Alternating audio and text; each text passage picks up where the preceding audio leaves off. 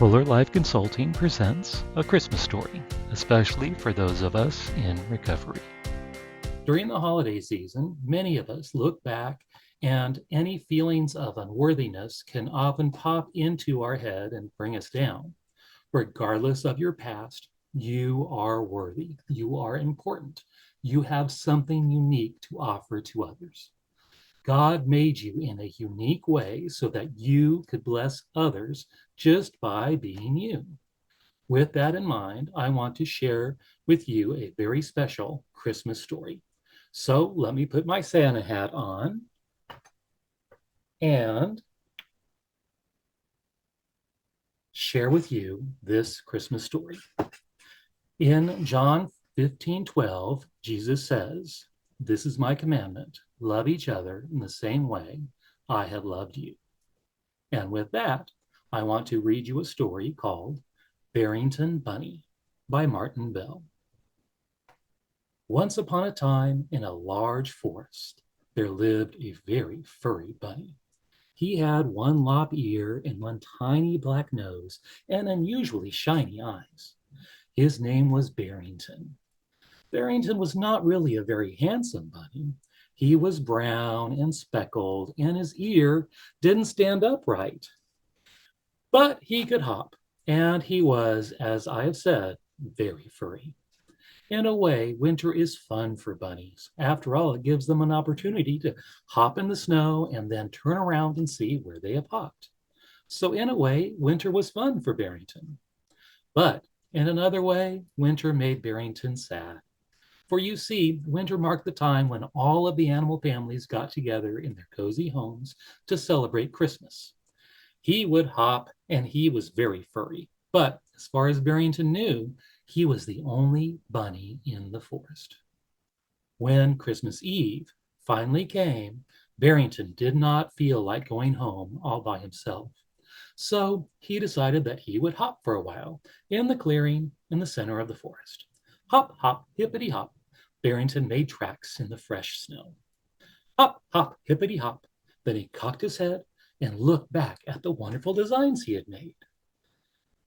Bunnies, he thought to himself, can hop, and they are very warm too, because of how furry they are. But Barrington didn't really know whether or not this was true of all bunnies, since he had never met another bunny. When it got too dark to see the tracks he was making, Barrington made up his mind to go home. On his way, however, he passed a large oak tree. High in the branches, there was a great deal of excited chattering going on. Barrington looked up. It was a squirrel family. What a marvelous time they seemed to be having. "Hello up there," called Barrington. "Hello down there," came the reply. "Having a Christmas party?" asked Barrington. "Oh, yes," answered the squirrels. "It's a Christmas Eve, and everybody is having a party." "For Christmas? May I come to your party?" Barrington said softly. "Are you a squirrel?" "No." "What are you then?" "A bunny." "A bunny?" "Yes." "Well, how can you come to the party if you're a bunny? Bunnies can't climb trees." "That's true," said Barrington thoughtfully, "but I can hop, and I'm very warm and furry." "We're sorry," called the squirrels. "We don't know anything about hopping and being furry, but we do know that in order to come to our house, you have to be able to climb trees."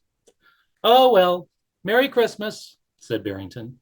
"Merry Christmas," chattered the squirrels, and the unfortunate bunny hopped off toward his tiny house. It was beginning to snow when Barrington reached the river. Near the river bank was a wonderfully constructed house of sticks and mud. Inside there was singing. "It's the beavers," thought Barrington. "Maybe they will let me come to their party." And so he knocked on the door. "Who's out there?" called a voice. "Barrington Bunny," he replied. There was a long pause, and then a shiny beaver head broke the water. "Hello, Barrington," said the beaver. "May I come to your Christmas party?" asked Barrington. The beaver thought for a while, and then he said, "I suppose so. Do you know how to swim?" "No, but I can hop, and I'm very furry and warm," said Barrington. Sorry, said the beaver. I don't know anything about hopping and being furry, but I do know that in order to come to our house, you have to be able to swim. Oh, well, Barrington muttered, his eyes filling with tears. I suppose that's true. Merry Christmas. Hey, Merry Christmas, called the beaver, and he disappeared beneath the surface of the water. Even being as furry as he was, Barrington was beginning to get cold, and the snow was falling so hard that his tiny bunny eyes could barely see what was ahead of him. He was almost home, however, when he heard the excited squeaking of field mice beneath the ground. It's a party, thought Barrington, and suddenly he blurted out through his tears, Hello, field mice. This is Barrington Bunny. May I come to your party? But the wind was howling so loudly and Barrington was sobbing so much that no one heard him. And when there was no response at all, Barrington just sat down in the snow and began to cry with all his might. Bunnies, he thought, aren't any good to anyone. What good is it to be furry and to be able to hop if you don't have a family on Christmas Eve? Barrington cried and cried. When he stopped crying, he felt a bite on his bunny foot, and he did not know from where he was sitting in the snow. Suddenly, Barrington was aware that he was not alone. He looked up and strained his shiny eyes to see who was there. To his surprise, he saw a great silver wolf. The wolf was large and strong, and his eyes flashed fire. He was the most beautiful animal Barrington had ever seen. For a long time, the silver wolf didn't say anything at all. He just stood there and looked at Barrington with those terrible eyes.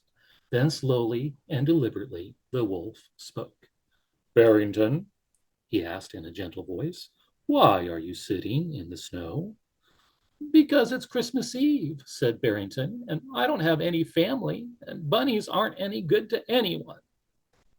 Bunnies are too good, said the wolf. Bunnies can hop, and they are very warm. What good is that? Barrington sniffled. It is very good indeed, the wolf went on, because it is a gift that bunnies are given, a free gift with no strings attached. And every gift that is given to anyone is given for a reason. Someday you will see why it is good to hop and to be warm and furry. But it's Christmas, moaned Barrington, and I'm all alone. I don't have any family at all. Of course you do, replied the great silver wolf. All of the animals in the forest are your family. And then the wolf disappeared. He simply wasn't there. Barrington had only blinked his eyes, and when he looked, the wolf was gone. All of the animals in the forest are my family, thought Barrington. It's good to be a bunny. Bunnies can hop. That's a gift. And he said it again. A gift. A free gift. On to the night, Barrington worked. First, he found the best stick that he could. And that was difficult because of the snow. The hop, hop, hippity hop to Beaver's house. He left the stick just outside the door with a note on it that read, Here is a good stick for your house. It's a gift, a free gift, no strings attached. Signed, a member of your family. It is a good thing that I can hop, he said, because the snow is very deep. Then Barrington dug and dug, and soon he had gathered together enough dead leaves and grass to make the squirrel's nest warmer. Hop, hop, hippity hop. He laid the grass and leaves just under the large oak tree and attached this message, a gift, a free gift from a member of your family. It was late when Barrington finally started home, and what made things worse was that he knew a blizzard was beginning. Hop, hop, hippity hop. Soon, poor Barrington was lost. The wind howled furiously, and it was very, very cold. It certainly is cold, he said out loud. It's a good thing I'm so furry, but if I don't find my way home pretty soon, even I might freeze. Squeak, squeak, and then he saw it. A baby field mouse, lost in the snow. And the little mouse was crying, Hello. And the little mouse was crying. Hello, little mouse, Barrington called. Don't cry, I'll be right there. Hippity hop, and Barrington was beside the tiny mouse. I'm lost, sobbed the little fellow. I'll never find my way home, and I know I'm going to freeze. You won't freeze, said Barrington. I'm a bunny, and bunnies are very furry and warm. You stay right where you are, and I'll cover you up. Barrington lay on top of the little mouse and hugged him tight.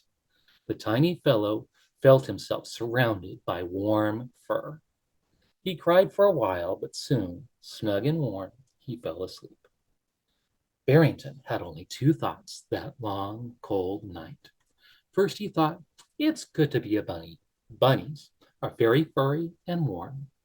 And then he felt the heart of the tiny mouse beneath him, beating regularly. He thought, all of the animals in the forest are my family. Next morning, the field mice found their little boy asleep in the snow, warm and snug, beneath the furry carcass of a dead bunny. Their relief and excitement was so great, they didn't even think to question where the bunny had come from. And as for the beavers and the squirrels, they still wonder which member of their family left the little gifts for them that Christmas Eve. After the field mice had left, Barrington's frozen body simply lay in the snow. There was no sound except that of the howling wind, and so no one anywhere in the forest noticed the great silver wolf who came to stand beside that brown, lop-eared carcass. But the wolf did come, and he stood there, without moving or saying a word, all Christmas Day, until it was night, and then he disappeared into the forest. The end. In John 15:13, Jesus continues, there is no greater love than to lay down one's life for one's friends. Remember, during the season that Jesus shared the greatest love of all, giving up his life for each of us. Know that he loves you, he values you, and he entrusts you to share his love with others. With that, have a Merry Christmas and a Happy New Year, and please feel free to share this story with someone who needs to hear it. God bless. To learn more about Mike and his recovery journey, go to polarlifeconsulting.com/about. To hear more from Mike, download and subscribe to his weekly podcast, Healing for Male Survivors with Mike Chapman, at polarlifeconsulting.com/podcast, also available on most podcast platforms.